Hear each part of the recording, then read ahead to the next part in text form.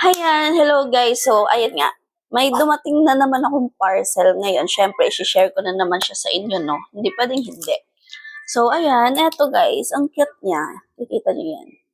Turtle po siya. Turtle na may kagat-kagat na coins. And then, parang lucky charm. Ganun guys.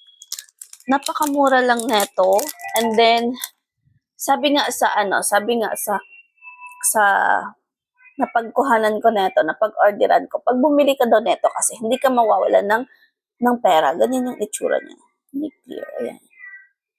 Ganyan yung itsura niya. Hindi ka mawawalan ng pera kasi nga pagong.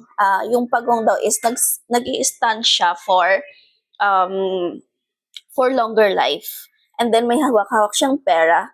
So, yun, sobrang mabagal ang paglabas ng pera sa'yo neto. So, ayan, hindi ka talaga mauubusan ng pera neto. So, ayan, ganyan lang siya. Pwede mo siyang ilagay sa iyong wallet para hindi na uubusan yung wallet mo ng pera kahit anong mangyari.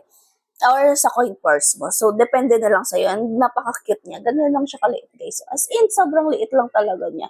Parang kuko ko lang, oh. Ayan. So, yan. Lalagay mo lang siya sa wallet para bumisa siya. And yan na. Ano ka na?